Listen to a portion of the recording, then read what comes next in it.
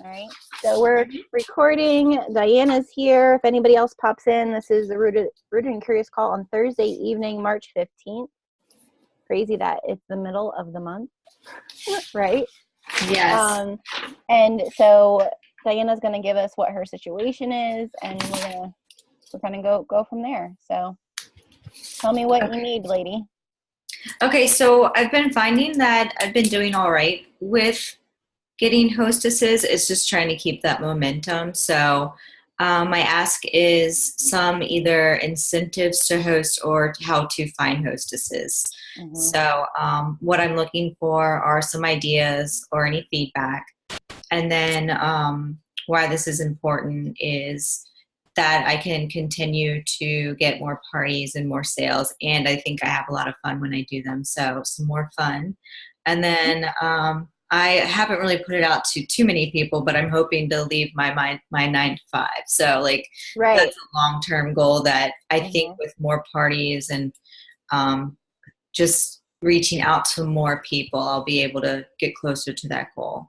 And so things that I have tried, I have done the asks and like searching for like trying to hit a certain amount of no's like during our booking blitz. So, but just sometimes I find that just the ask isn't enough. And maybe if there was an incentive, or I am going to try to, I haven't done vendor events with booking shows in or booking trunk shows asking for people to book, right? So I'm hoping to start doing that at future vendor events, but if there's anything else that could be.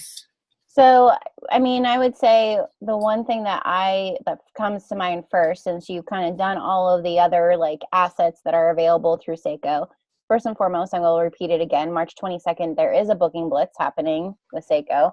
So know that that's the time frame of maybe where you would want to be like, okay, I want to put things in because I could be receiving incentives. Okay. Yeah. But one of the things that I do, and it's not real fancy, I'll just be putting it out there, it's not no unique idea, but I use this little handy dandy site called Pinterest. All right, because it is a search engine. A lot of people don't realize that it's a search engine. So so ideas for booking incentives. We'll see what comes up. Come on, people. You can't tell me that. There we go. All right. So like, the hard thing about Pinterest is you can fall into a rabbit hole, pretty quickly. So that's something just to like, I usually set a timer for myself for Pinterest.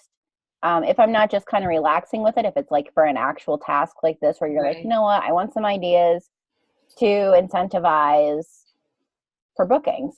All right. And so like something you're seeing right away is there's like incentives for reading charts, incentives for classroom strategies, right? I'm going to tell you, you can completely convert those buggers over into booking strategies for your business. Cool. There's a reason why they're an incentive. So if kids kind of we've been trained as adults I was telling this to someone earlier, we want the instructions. All right. We've been trained since kindergarten, read the instructions, follow the instructions, right? So this is where I would really go in here and kind of be like, what do they have? And so because I put booking ideas, it might be the reasons that there's books, but I would say like, this is the kind of cool thing about Pinterest is it kind of takes you a bunch of different routes. So I would definitely click on a couple of these that are like, here's a punch card, which is definitely something you could do at a vendor event. Here's a, like you get a blow pop, like some of the stuff you think is goofy and you know what, it works. So you just I would play around with like, okay, I'm going to pick 3 ideas. I'm going to create those 3 ideas and then I'm going to roll with those 3 ideas. We can also put in ideas for direct sales incentives and see what comes up there. So here's like a contest, a Valentine's Day incentive. You could change that around here. Host with me, hit me with your best shot. Like there's a bunch of different ideas. So my recommendation for you, Diana, is to just say, I'm going to set my timer for 45 minutes. And at the end of 45 minutes, I'm just going to look at the list of the one, or maybe you make a board of all the pins that you save. Yeah. I'm going to look at that board and I'm going to prioritize my top 3 that make me feel happy. And then that way you're like, I'm going to just approach those top 3. But that's what I would do if you're kind of coming up for lost with ideas. Pinterest is the land of ideas. That's why we fall down a rabbit hole with it, because we get all excited about new shiny. And my kids, I bet you they're kicking me off my internet. Are you still there, Diana? Mm-hmm. Are you still there? Are we still good? Yes. Sorry, I thought that I was losing you on my Wi-Fi, so I switched to a hotspot, and then that was No, well, sometimes it's my kids using too much. That's what I thought it was. I'm on my internet, and I thought maybe my husband was using. Oh, yeah. So. Yeah, so Pinterest is the land of ideas. We fall down that rabbit hole, but like if you set a timer for it and then you say, okay, whatever's in this board at the end of 45 minutes, I'm going to go and prioritize the top 3 that make me happy. Cool. I think that's a good, yeah. All right. And then just give them a whirl. That's all you can do. Cool. What else you got? Anything else that I can help with? My little sis actually was just bringing up some issues, or not really issues, but just like things that she was curious about. Sure. And I thought it would be interesting also, like what some good advice and tips to get a Facebook party to qualify. Like, I know you might get a few people interested or, get some sales, but to actually hit the qualification, just $300. Right. Like if something's just not, I've seen a lot of posts about how to try to get it more interactive, but sometimes you can do all of that and it still just doesn't qualify. So my 3 big things within an event, any event, is using feeling finding questions instead of like qualifying questions. And I would say that a lot of our templates coming from HQ have a lot of qualifying or quantifying things, which are great for some engagement, but they don't really get anybody to overcome that feeling of trust. And knowing that you understand them or that they can like you. There's the commonality factors are really hard to determine with those types of questioning. So something that I did a lot with my Facebook parties was I would use 3 types of questions. One is a tell me more. So it's like, tell me more about what was your favorite outfit as a teenager. Like tell me more about what was your favorite class in high school? Tell me, like trying to get people to give you a little bit more, tell me more about the teacher that inspired you the most. Like those types of questions pull more information than a yes or no, an A, B, or C. And so having a tell me more about something where then you can link in when that person answers, oh, well, you like having shoes that match your outfits, right? Well, now I can give them a video of the ribbon sandals and say, like, wait till you see all of the ribbons that we have, because you never will need another pair of shoes again. Okay? So tell me more questions are really great. A best least type of question. So what's your most powerful memory of a woman who means something in your life? What is the least favorite thing about getting up in the morning and getting ready for work? So it pulls out a little bit of things where, like, well, they say, well, figuring out what I'm going to wear, right? You could then lean in with like, okay, well, we can do capsule wardrobes. And if you'd like me to help you with a capsule wardrobe, I could do something like that. Like, you're able to then share the commonality in between what you do as a fellow with what their specific situation is. Right? So a best, least, or a most, like, you know, favorite type of thing. Yeah. Will pull out more than like, this is my style. Yeah. All right. No, I think that's a good idea. I think that's cool. Because like trying to find, one of the things that headquarters says is try to find a solution to their problem. Yep. And I don't even know where to start with that. Like, and that's where your solution finding is in the discovery part. But if you're only finding quantitative solutions, right. You're, you know, like, you're only finding like, well, I own this many pairs of shoes, or you know, like, I don't know anything about ethical fashion, or I'm more sporty than I am feminine. Yeah. Like, you're not finding the need right, in those right. things. So, you know, the best, least, or the tell me more, and then a magic wand question is like, kind of, that's what it's called in the sales industry. It's like, if you could do anything in the world type of thing. So like, if you could come with me to Africa next month, how would that make you feel? All right. And so if someone is like, I would love to do that, put me in your suitcase, I could be, well, I could totally do that next year, join as a fellow, you know. Or if they were like, that does not sound exciting to me at all, right? Then you could share, well, I could share, well, you know what, I was actually kind of nervous about going my first time, you know, and like, kind of lean into that, but spin it so that it's positive, right? And so a magic wand question is also really good. So in my Facebook parties, I used to do one of each of those questions leading up to the event, so that by the night of the event, there were a couple women in that group that I really kind of already knew. And that they were kind of like, oh, I trust her, I like her, I want to get to know her more, I want to get to know more about this thing she's talking about, Seiko. You know, and then it gave me a little bit more with those women, that the night of the party, I did not feel like I couldn't privately message them. Okay, yeah. To say like, hey, remember you shared that story about your favorite teacher? I want to tell you that when you're supporting your friend tonight, you're allowing a girl in Africa to feel those same things. You know, so like, kind of allowing those people to be like, oh, she remembered. Half the time I didn't remember. I did go back and scroll and read their comments. All right. You know, like, because there are a lot of people that you talk to, but it gives you something more quality than quantity to talk with the customers about. Right. And quality will always give you quantity. All right. So that would be my first recommendation for trying to get a show to qualify.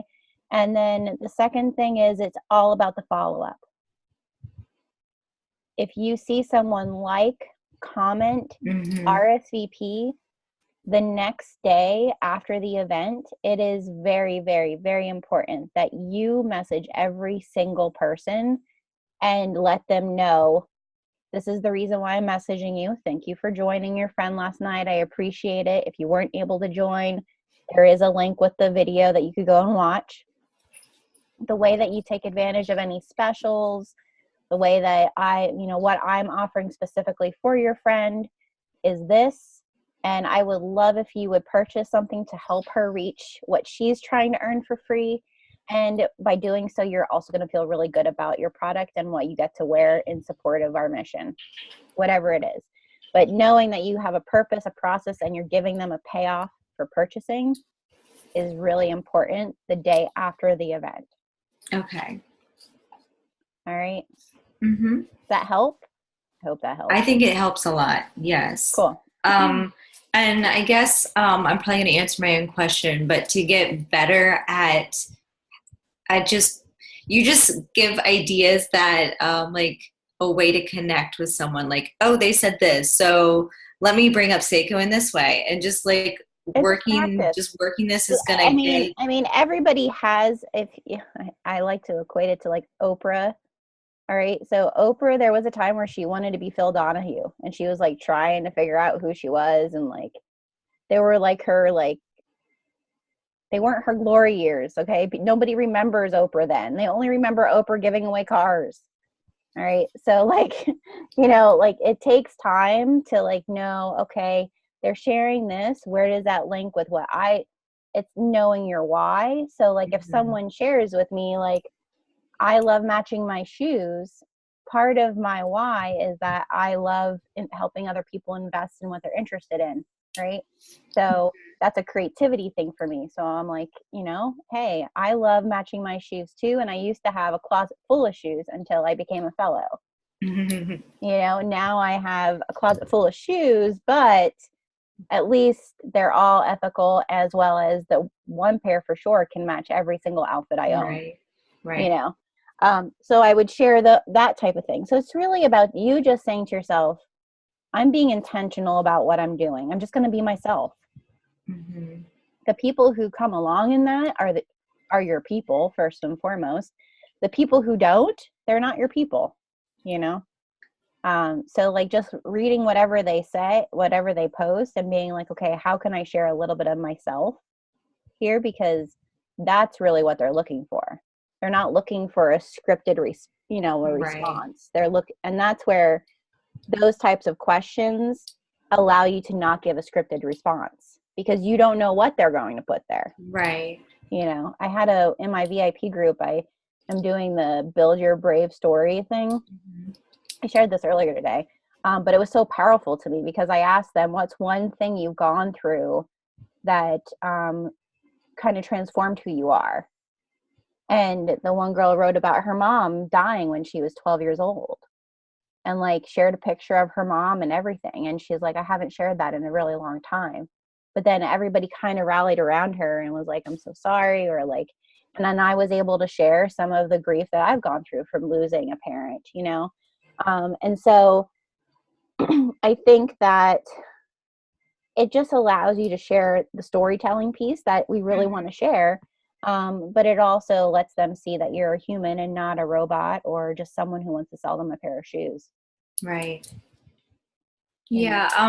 I feel like I haven't done too many Facebook events. So, I mean, I've done a decent amount, but finding the people who actually respond to the posts is difficult. But I feel like the questions that you've said to kind of include. And what I try to do in those questions, because sometimes people hesitate because they're like, why is this girl asking me these questions? Right. I really try to express to my hostess, it's so important that you start the conversation. Like I'm putting it out there, but it's so important for the hostess to start the conversation. If they see her engaging, they will engage. It's like, the follow the leader type of thing. Right. And so that's another part of that puzzle with qualifying is, hostess coaching. We put a lot of work into hostess coaching, but probably one of the best things you can say to your hostess is like, your people are going to follow your lead. They could care less what I do. They're going to follow your lead because you have asked them to join you. So I'm just hoping that you'll engage, that you'll see this as a fun time for you. And when you do that, they'll see that and come along with you. So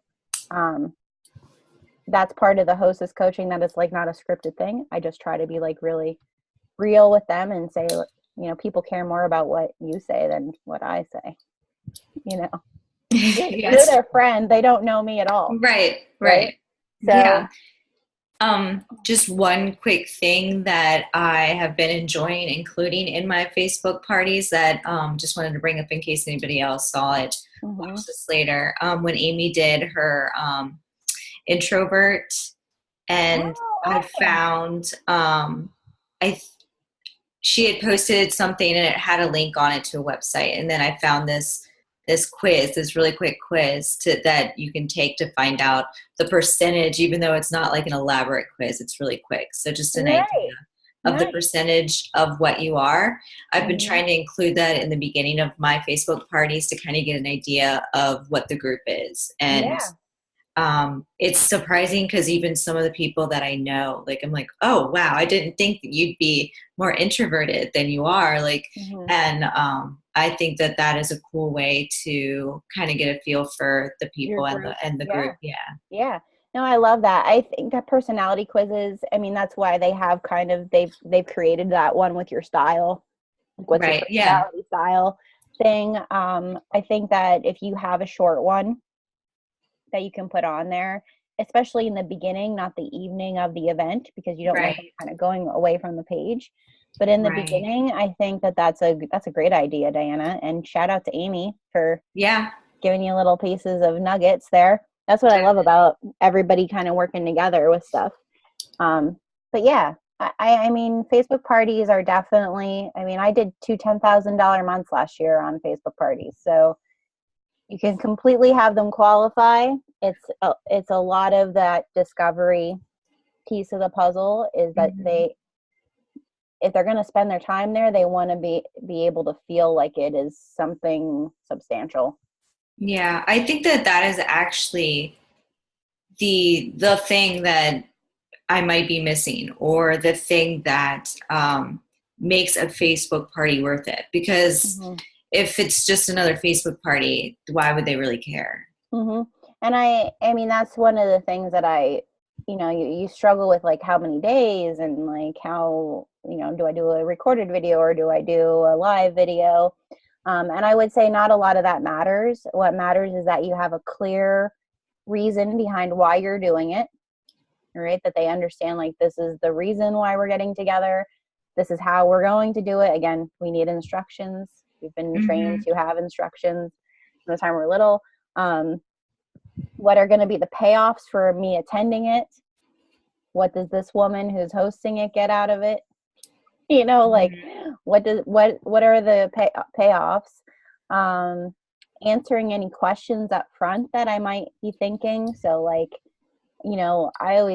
it's called a Ben Duffy in the sales process. The ladies who've been here a while have heard me say Ben Duffy, but he was basically a door-to-door salesman who realized that people had questions before they would let him even talk, right?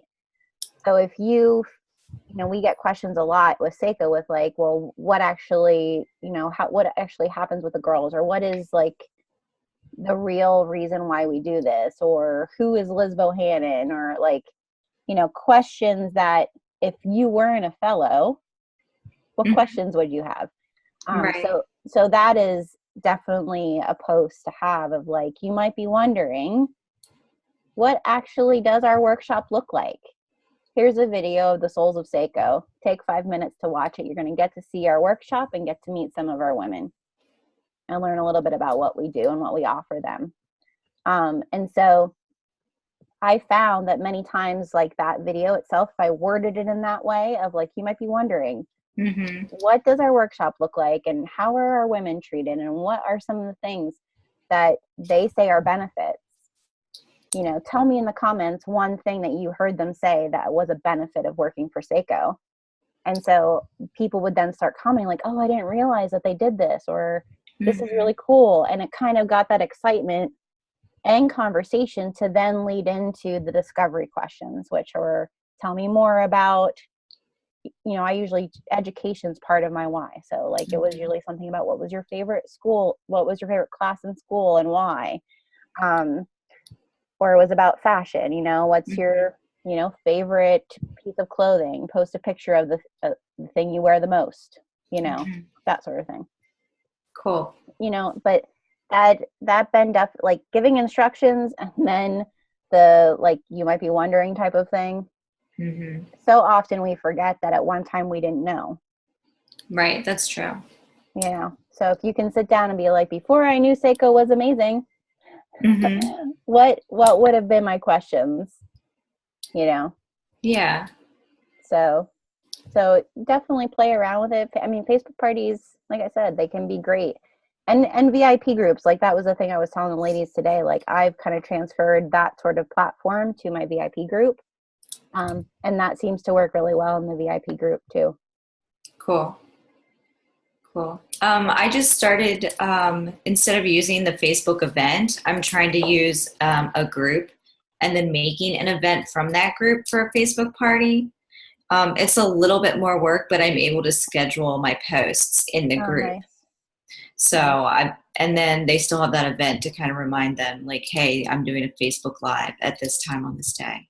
Oh, So I nice. didn't know being able to schedule that. That's something, and it's free because it's included in Facebook. So Nice. just wanted to say that out, put that out there in case there was someone interested in a free way to schedule. That's great. Yeah, and I'm like, groups are the way. I mean, they're spending more money on groups, so there's gonna be more things available to you in the group.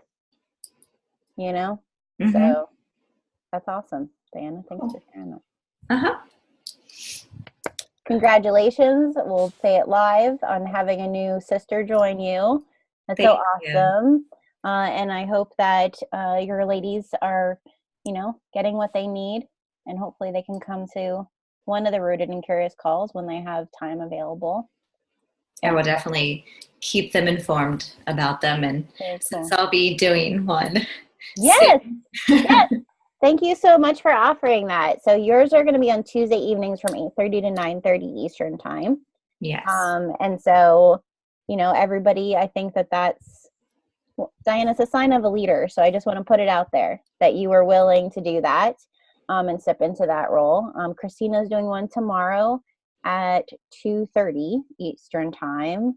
I think that's like 11:30 her time, but don't, because time zones and me do not. I know. Same here. Work.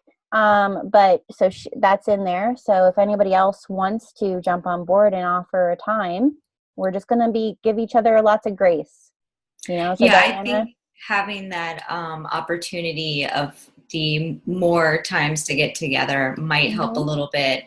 Then people don't feel like pressure to have to be somewhere. Right. But and they still want to. And right. I mean, I think this has been the thing from the day one with the team as it grew. First of all, our team, I think this is the first year that our team gets to like be a real team.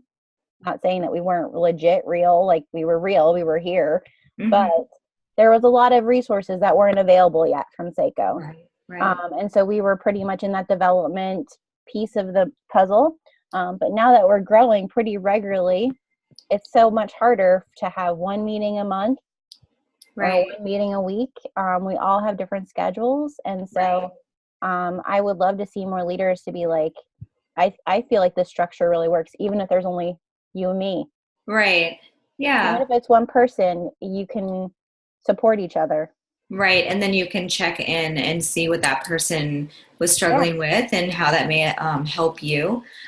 Speaking of that, though, I don't know if I've been missing it, but when you do post these later, do you mention what we kind of like what was kind of gone over? That way, in case somebody is looking for something specific, they can be like, hey, I don't have time to watch or hop on, but they talked about this last time. I'm going to check that video. I have not done that yet. I have put in the when I loaded onto my YouTube page, I put it in the comments. Oh, okay. I'll look out for that. But other than that, I haven't, like, when I posted onto the group, I haven't been saying this is what this one's about. But I think that's a great idea, Diana. We could start doing that. What gets hard is when there's like, if we would have a bigger group, it gets harder to know, like, it goes so many different avenues. Yeah, definitely. So like, I just encourage people to pop in for the first 20 minutes and you probably could get the gist, or the first 10 minutes and get the gist of what people are going towards. But I think we'll eventually have so many of them offered that it'll be like, you can probably find some place to get support and help. That's my hope, at least, is that we have enough of people doing them at the different times that, there's always someone there. Yep. Yeah. And also that we give each other grace, because like, Diana, and I'm going to put this out there, if Christina should have something come up with her kids or with her full-time job that she can't have it, and she posts, okay, can't do it today, and we're fine with that. We're not going to like hold that against her. She has a life. Same with you.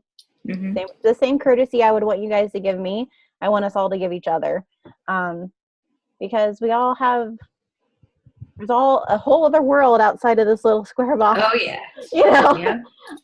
So I just hope that everybody sees, like, if someone posts like, hey, can't do it, either if you have a Zoom account and you're like willing to jump in and say, well, I'll host it for tonight, that we try to help there. But if no one can do that, then we just move on to the next one. I also like seeing our faces sometimes and being able to connect that way. Like, oh, I've seen this person post and now I'm like, oh yeah. You're not, instead of a little circle, you're a bigger square. Yeah. Yeah.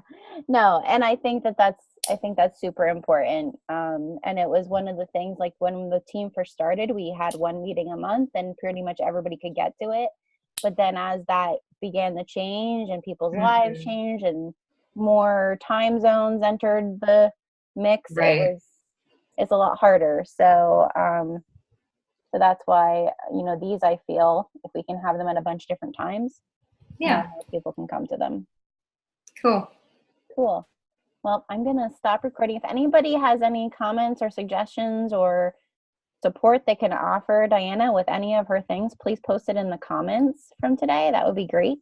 And tomorrow, our next one is with Christina at 2:30 Eastern time.